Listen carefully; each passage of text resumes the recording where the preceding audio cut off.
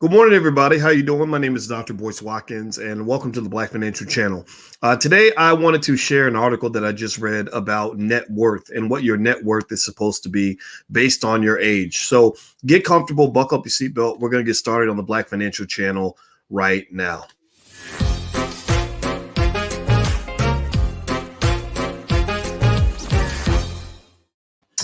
Hey, what's going on? Welcome to the Black Financial Channel. That's theblackfinancialchannel.com. My name is Dr. Boyce Watkins. I'm your friendly neighborhood finance professor.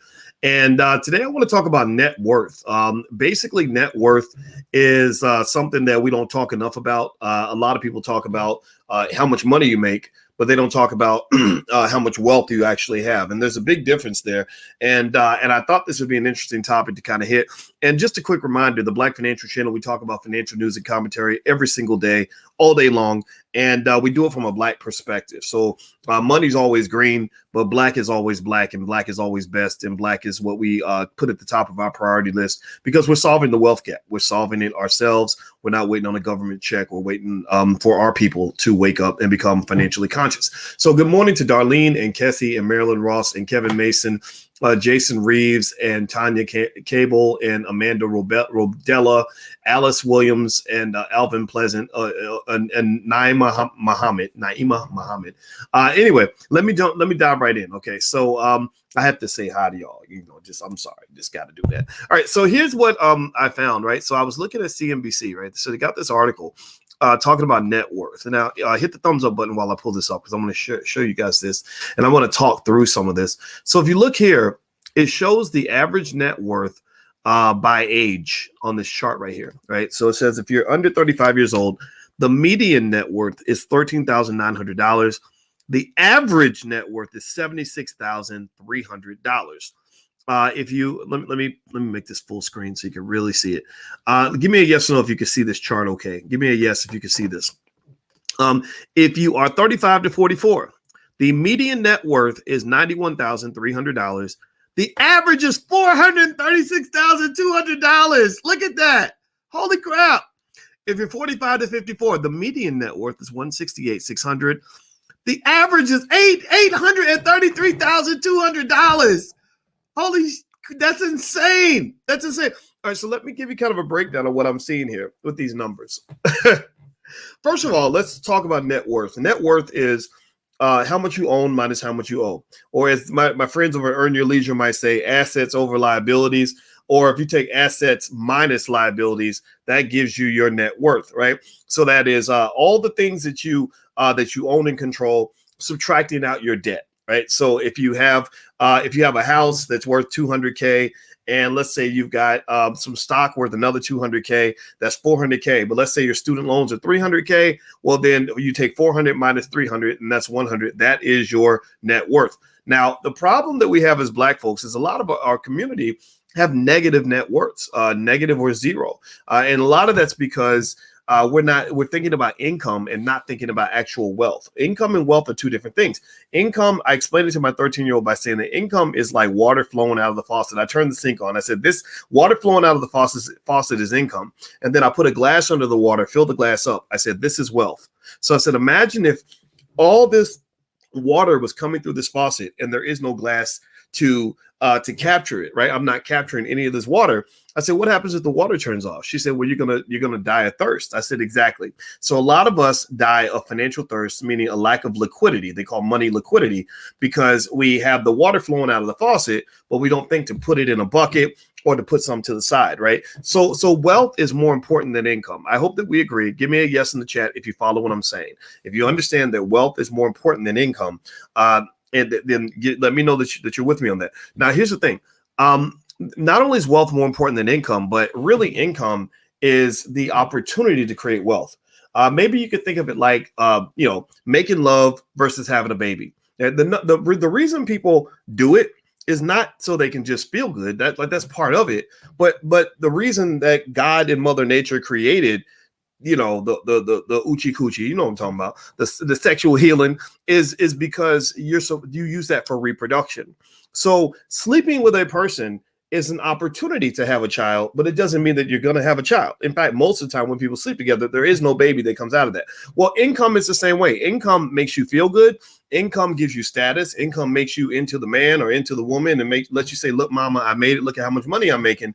But it doesn't mean a whole lot if it doesn't turn into wealth, because wealth is when you have something to show for it. So if you think about it like sleeping with somebody, you sleep with a person. A lot of y'all probably got people you slept with years ago that you ain't never gonna tell nobody about, right? Because it's gone, it's over, right? There's no proof of concept. There's nothing to show for it, right? But some of y'all got kids, and the kids are walking, living manifestations that something occurred maybe 15, 20 years ago, and that led to the creation of a human life. So effectively, you could think of wealth almost like economic children, right? That you have the income comes through, and then it gives birth to wealth.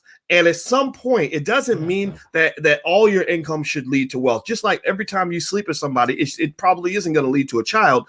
But at some point, when you get older, you kind of say, I want at least a couple of kids, right? Like maybe, and it's okay not to have kids. Like I'm not judging, right? But wealth is the same way. I want you to have some financial kids. I want your income to give birth to something that is that is a proof of concept that gives you something to show for it, so that you're not just kind of spending your life spinning your wheels. But here's another little piece I want to mention here. Do me a favor, hit the thumbs up button, hit the share button, hit the subscribe button, and I'm putting this URL on the screen. If you're interested in actually buying into a franchise, we're doing a masterclass on that with attorney Tanya Nebo, who's one of the world's leading experts at helping Black people get franchises.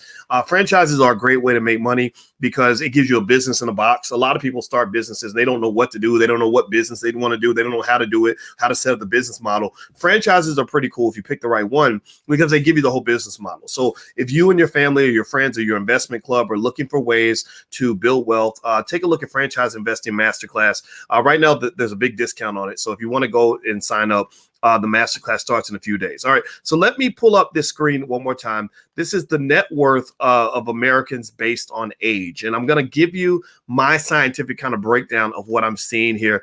And here's what I'm fascinated by. Okay. So you see here that if you're under the age of 35, the median net worth is $13,900. The average is $76,000. If you're 35 to 44, median net worth is $91,300. Average is $436,200. If you're 45 to 54, median is $168. Average is $833. If you're 55 to 64, median is $212.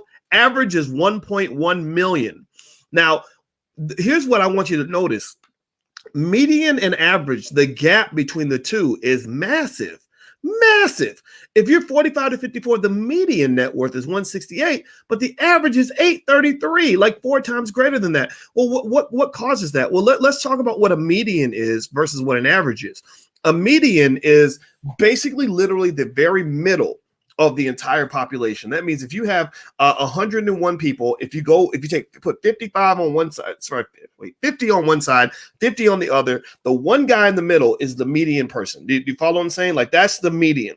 The average is where you take it all and you take everybody's number and you put it all in there and you just divide by the number of people in the group, and then you get an average. So the reason that the average and the median are so different, so spread out from each other, is because of something that they call skewness. Skewness in the distribution. What that means is that America, because the inequality has gotten so crazy, you've got people way at the other end of the distribution just pulling the average way up, right? And it's not reflective of the general population. In a really balanced population, you have the median and the mean are kind of close together, like siblings, like brother and sister. Like the median's 112, the mean is like 118, right? Right. That's what you want to look for when you're talking about a society that has some degree of equality. But when you have an average that's like 120 and a median that's 120 and the mean, the average is like 800. That means you've got some big fat cats that are pulling the average way out there in a way that is not reflective of the general population. Like let's pull the screen up again so I can show you and kind of and help you kind of understand why this is a problem. This is a big problem for America. America is a society that has a real issue with inequality, and it's not just racial. This is economic. So look at this. If you're 55 to 64. The median net worth is 212. The mean is 1.1 million. How many of y'all in here Give me a yes or no. How many of y'all in here have if you take your assets minus your liabilities, how many of y'all have a net worth that exceeds $1.1 million? How many of you in here have a net worth over 1.1 million? I bet you most of you are going to say no. You're going to say no.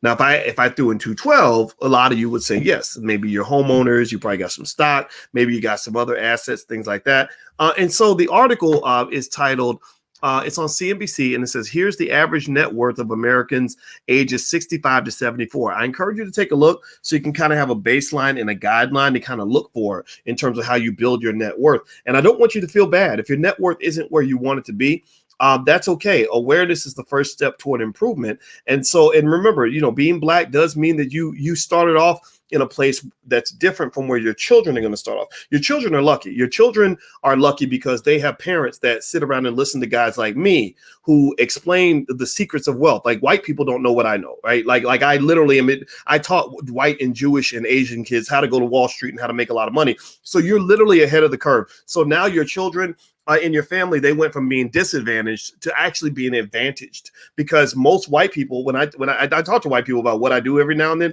and they're like, oh, this is great. I wish I could learn that stuff. From so literally you guys are ahead of the curve. And I encourage you to act on that to make sure that your kids don't end up in the deficit that many of us ended up with, because maybe we didn't have an inheritance. We had nobody talking about financial literacy, things like that. And the other piece is that, you got to get past this whole income conversation. Everybody talks about income and how much money I make and all that. Like, ladies, if you like a man that's got money, that's okay, because actually that's biological. Like, women naturally are attracted to men that have resources. Ain't nothing wrong with that. I'm not going to call you a gold digger, right? But what I am going to say, though, is don't be fooled by the guy who makes a lot of money. Pay attention to the man who keeps his damn money. And that's the guy you want to be with. That's the guy who's sturdy, the guy who makes a lot of money.